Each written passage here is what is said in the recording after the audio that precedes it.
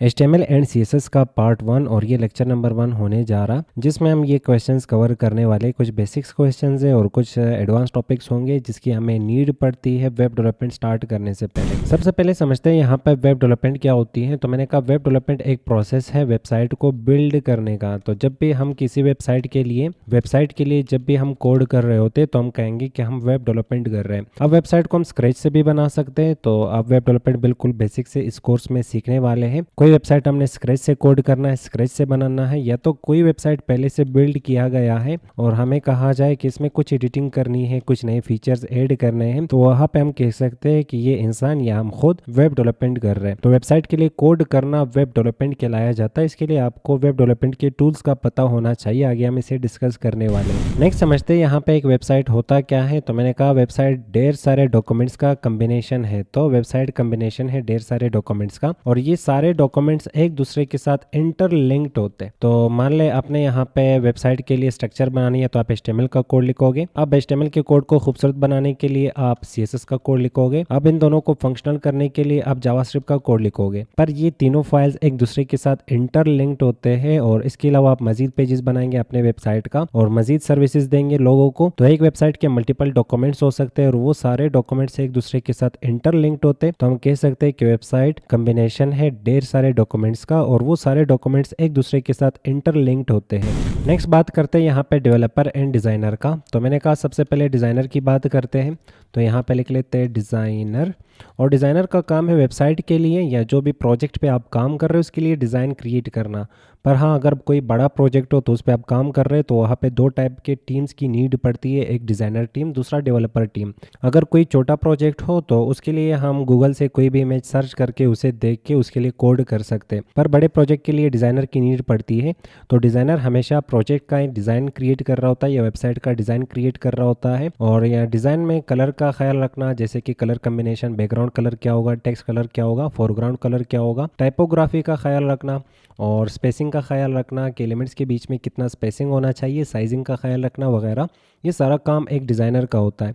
और डिज़ाइनर कुछ टूल्स का यूज़ करता है, जैसे कि फोटोशॉप एक टूल है जिसके थ्रू हम डिज़ाइन बना सकते हैं। फिग्मा एक टूल है जिसके थ्रू हम वेबसाइट के लिए डिज़ाइन क्रिएट कर सकते हैं। इसी तरह और भी बहुत सारे टूल्स मौजूद हैं। डिज़ाइनर इन टूल्स का यूज़ करके एक स्टैटिक डिज़ाइन क्रिएट कर लेता है। अब वो स्टैटिक डिज़ाइन को फंक्शनल बनाने में यहाँ पे हेल्प कर रहा होता है डेवलपर। तो डेवलपर का काम है यहाँ पे जो स्टैटिक उसे डिज़ाइन मिला है उसे कोड करके फंक्शनैलिटी देना। तो डेवलपर का काम है वेबसाइट के लिए कोड करके उस स्टैटिक इमेज को या उस स्टैटिक डिज़ाइन को कोड करके फंक्शनैलिटी देना, यही डेवलपर का काम होता है। और डेवलपर टूल्स का यूज़ करता है, जैसे कि सबसे पहले हम VS कोड को मेंशन करते हैं। इसके बाद कुछ लैंग्वेजेस होते हैं जैसे HTML, CSS, JS, ETC। Developer and designer को एक एग्जांपल से समझते हैं। तो मैंने कहा कि हम अगर एक टीम में काम कर रहे हैं तो मान लें हम डेवलपर टीम्स हैं, पर डिज़ाइनर टीम्स ने हमें ये वाली जो इमेज है क्रिएट करके दे दिया। उसने फोटोशॉप या किसी डिज़ाइनिंग सॉफ्टवेयर का यूज़ करके ये डिज़ाइन उसने क्रिएट कर लिया। क्रिएट करने के बाद हमें ये डिज़ाइन फंक्शनल बनाना है, क्योंकि इसमें जो बटन्स है वो काम नहीं कर रहे हैं, और ना यहाँ पे किसी बटन पे क्लिक करके हम सोशल मीडिया का कोई प्लेटफॉर्म को विजिट कर पा रहे हैं। तो डिज़ाइनर ने अपना काम कर लिया और उसने इमेज हमें प्रोवाइड करा दी कि चलो इस इमेज पे काम कर लो और इसे फंक्शनल बना लो। नेक्स्ट यहाँ पे डेवलपर का काम होता है कि इस वेबसाइट के लिए और इस इमेज के लिए कोड लिखना और इस इमेज को फंक्शनल बनाना। तो कुछ इस तरह से ये दोनों टीम्स आपस में काम कर रहे होते हैं। डिज़ाइनर डिज़ाइन क्रिएट करता और डेवलपर या जो कोडर टीम होता है वो इस डिज़ाइन के लिए कोड कर रहा होता है। पर जब हम छोटे प्रोजेक्ट पे काम कर रहे होते हैं तो वहाँ पे डिज़ाइनर टीम नहीं होती, क्योंकि प्रोजेक्ट का बजट ही कम होता, तो हम डायरेक्टली खुद से कोड कर रहे होते और डिज़ाइन का जो साइड है वो भी हम खुद संभाल रहे होते हैं। अब वेबसाइट में टूल्स और लैंग्वेजेस कौन से यूज़ होते हैं वो समझने से पहले हमें ये पता होना चाहिए कि किसी वेबसाइट के कितने लेयर्स होते हैं। जैसे कि हम यूट्यूब यूज़ करते हैं, इंस्टाग्राम यूज़ करते हैं, फेसबुक यूज़ करते हैं। तो इस तरह के जो बड़े वेबसाइट हैं जिन्हें हम डायनामिक वेबसाइट कहते हैं, उनमें 3 लेयर्स होते हैं। सबसे पहला लेयर होता है फ्रंट एंड, और फ्रंट एंड को हम UI भी कहते हैं। दूसरा लेयर होता है बैक एंड, और थर्ड लेयर यहाँ पे होगा डेटाबेस। अब समझते हैं यहाँ पे कि फ्रंट एंड क्या होता है, बैक एंड क्या होता है और डेटाबेस क्या होता है। तो हम यहाँ पे वेबसाइट के लेयर्स को समझ रहे हैं, तो हम यहाँ पे लिखते हैं लेयर्स ऑफ अ वेबसाइट। और इसके बाद तो मान लें हम यूट्यूब को विजिट करते हैं, तो यूट्यूब हमें यहाँ पे एक UI और एक इंटरफेस दिखा रहा होता है, और उस इंटरफेस में यहाँ पे सर्च बार होता है, यहाँ पे कुछ कार्ड्स होते हैं और वो कार्ड्स रिप्रेजेंट कर रहे होता है वीडियोज़ को। और यहाँ पे कार्ड्स अगर स्क्रीन छोटा हो तो कार्ड्स कम दिखते हैं, और अगर स्क्रीन बड़ा हो तो कार्ड्स हमें ज़्यादा दिखाया जाता है और वीडियो ज़्यादा दिखाया जाता है। और यहाँ पे कुछ आइकन्स होते हैं जिसमें आपको आपकी हिस्ट्री, आपका सब्सक्रिप्शन, ये चीज़ें बताए जाते हैं। और यहाँ पे चैनल के लिए कुछ ऑप्शन होता है जैसे कि वीडियो क्रिएट करना वगैरह, और ये सर्च बार होती है। अब ये वाला जो हिस्सा है जिसे हम यूज़ करते हैं यूट्यूब का, इस हिस्से को हम फ्रंट एंड कहते हैं। तो मैंने इस हिस्से को यहाँ पे नाम दे दिया फ्रंट एंड, और इस हिस्से को हम यूआई भी कह सकते हैं, मतलब यूज़र इंटरफेस भी कह सकते हैं। हम यूज़र वेबसाइट का ये वाला हिस्सा यूज़ करते हैं और इसी हिस्से के साथ हम इंटरेक्ट कर रहे होते हैं, यूट्यूब के साथ बात कर रहे होते हैं।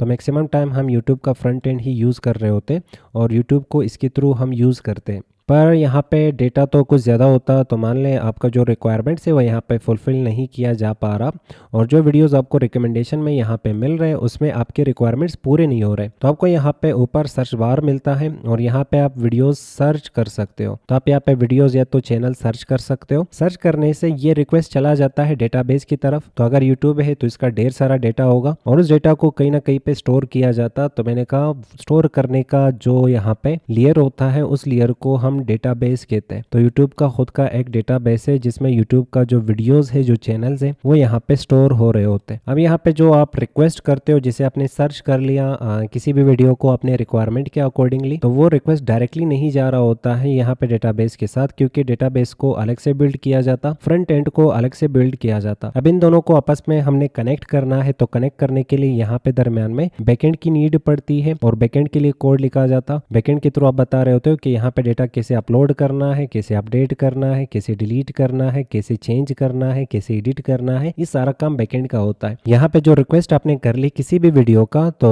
वो रिक्वेस्ट बैकएंड के पास आ गया। बैकएंड ने वो रिक्वेस्ट उठा के यहाँ पे फॉरवर्ड कर लिया डेटाबेस की तरफ। तो हम कहेंगे ये रहा रिक्वेस्ट, और ये रिक्वेस्ट आगे फॉरवर्ड हुआ डेटाबेस की तरफ। अब डेटाबेस में वो चीज ढूंढी गई। अगर डेटाबेस को वो वीडियो या वो रिक्वेस्ट मिल जाती है तो वो एज अ रिस्पॉन्स वापस बैकएंड को मिल रहा होता है। तो मैं यहाँ पे लिखूंगा रिस्पॉन्स, और वो रिस्पॉन्स वापस यहाँ पे फ्रंट एंड को मिल जाता, और फ्रंट एंड वो रिस्पॉन्स हमें यहाँ पे वीडियो की शक्ल में या तो चैनल की शक्ल में दिखा रहा होता है। तो हम यहाँ पे ये कह सकते हैं कि फ्रंट एंड का काम है चीज़ों को दिखाना। तो जो भी विजुअल्स हम वेबसाइट का देख सकते हैं, वेबसाइट जो भी चीज़ें हमें शो कर रहा होता है, हमें दिखा रहा होता है, वो सारी चीज़ें फ्रंट एंड कहलाता है किसी भी वेबसाइट का। और फ्रंट एंड के साथ हम यूज़र इंटरेक्ट करते हैं। वेबसाइट का वो हिस्सा जिसे हम यूज़र यूज़ करते हैं उसे हम फ्रंट एंड कहते हैं। नेक्स्ट, बैकएंड का काम क्या है? तो मैंने कहा बैकएंड का काम है डेटा का ख्याल रखना, जैसे कि डेटा कैसे अपलोड करना है, कैसे डिलीट करना है, कैसे एडिट करना है, etc। इस टाइप का काम यहाँ पे बैकएंड का होता है। और हम डायरेक्टली ये भी कह सकते हैं फ्रंट एंड को, फ्रंट एंड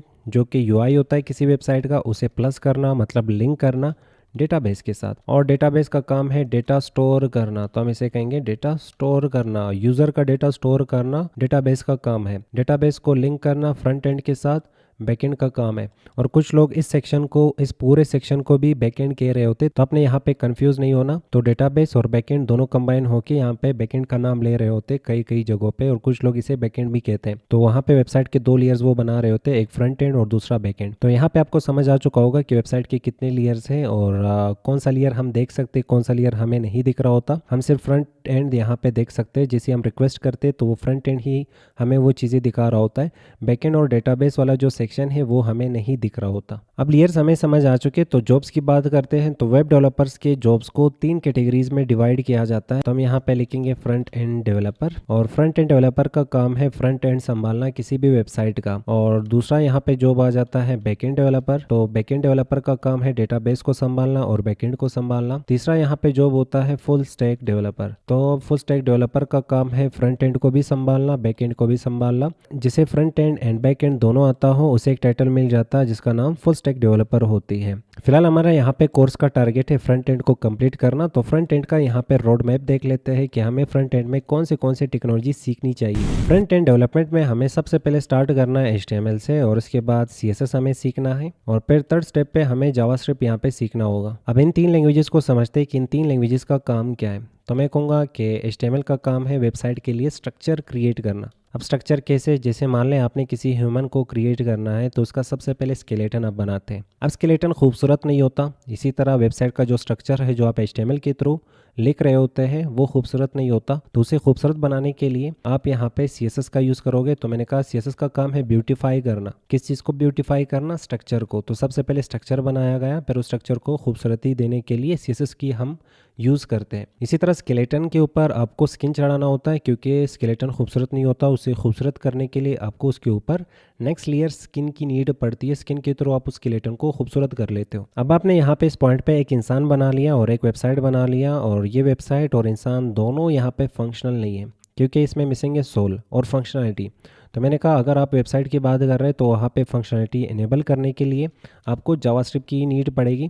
तो जावास्क्रिप्ट वेबसाइट को फंक्शनलिटी दे रहा होता है। इसी तरह ह्यूमन की अगर बात की जाए तो आपने जो स्केलेटन बनाया और उसे खूबसूरत करने के लिए जो स्किन अप्लाई कर लिया, उसके बाद उसे फंक्शनलिटी देना है तो आप उसे सोल दोगे। तो सोल के थ्रू वो इंसान एक फुली फंक्शनल इंसान बन जाता है, वो फिर बोल सकेगा, चल सकेगा वगैरह। सेम इसी तरह यहाँ पे वेबसाइट में एग्जाम्पल होता है। तो HTML से हम स्ट्रक्चर बनाते हैं, CSS से हम ब्यूटी देते हैं, और जावास्क्रिप्ट से हम वेबसाइट को फंक्शनल बना लेते हैं। पर यहाँ पे बात खत्म नहीं होती। नेक्स्ट हमें यहाँ पे 4th स्टेप में लाइब्रेरीज एंड फ्रेमवर्क्स की बात करनी है, और लाइब्रेरीज एंड फ्रेमवर्क्स को हमने सीखना होगा। CSS के प्री रिटर्न कोड को हम फ्रेमवर्क कहते हैं, और जावास्क्रिप्ट के प्री रिटर्न कोड को हम लाइब्रेरी कहते हैं। अब सबसे पहले यहाँ पे हम फ्रेमवर्क को मेंशन करते हैं। तो फ्रेमवर्क मींस कि अगर आप CSS के साथ काम कर रहे हैं तो वहाँ पे सिंगल एलिमेंट पे आप बहुत सारा CSS का कोड लिख रहे होते और अप्लाई कर रहे होते, पर वो सेम कोड बार बार आपसे रिपीट हो रहा होता है। तो अगर आप चाहते हैं कि उस रिपीटेशन कोड से मुझे बचना है, वो जो कोड बार बार रिपीट हो रहा है उससे मुझे बचना है, तो आपको CSS की फ्रेमवर्क की नीड पड़ेगी। अब फ्रेमवर्क में ढेर सारा प्री रिटर्न कोड होता है, तो मैं यहाँ पे लिखूंगा प्री रिटर्न कोड।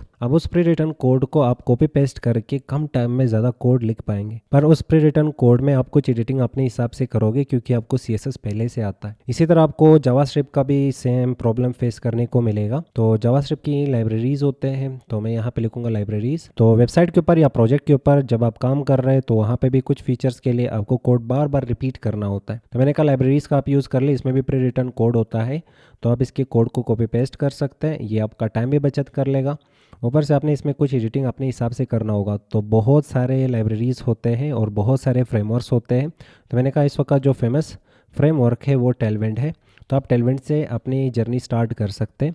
लाइब्रेरीज भी बहुत सारे, एंगुलर है, व्यू है, रिएक्ट है। तो इस वक्त रिएक्ट सबसे ज़्यादा फेमस है, तो ख़ुद को कंफ्यूज ना करें, आप अपनी जर्नी रिएक्ट से स्टार्ट कर सकते हैं। और 6 नंबर पे हम यहाँ पे मेंशन करते हैं वर्जन कंट्रोल। वर्जन कंट्रोल आपको सीखना होगा, क्योंकि ये हर कंपनी और हर सॉफ्टवेयर डेवलपर टीम इसे यूज़ कर रहा होता है। अब इसके थ्रू हम अपने प्रोजेक्ट्स को ट्रैक कर सकते हैं और हम लोगों के साथ कोलैबोरेट कर सकते हैं। तो मान लें आप एक प्रोजेक्ट पे काम कर रहे हैं और आप चाहते हैं कि आपका जो दोस्त है वो भी सेम प्रोजेक्ट पे काम कर रहे हैं, इसी तरह एक टीम की तरह आप एक प्रोजेक्ट पे काम करना चाहते हैं, तो आपको वर्जन कंट्रोल जैसे टूल की नीड पड़ेगी। अब बहुत सारे टूल्स होते हैं, तो मैंने कहा आप अपनी जर्नी स्टार्ट कर सकते हैं गिट से, क्योंकि इस वक्त सबसे ज़्यादा फेमस है गिट टूल।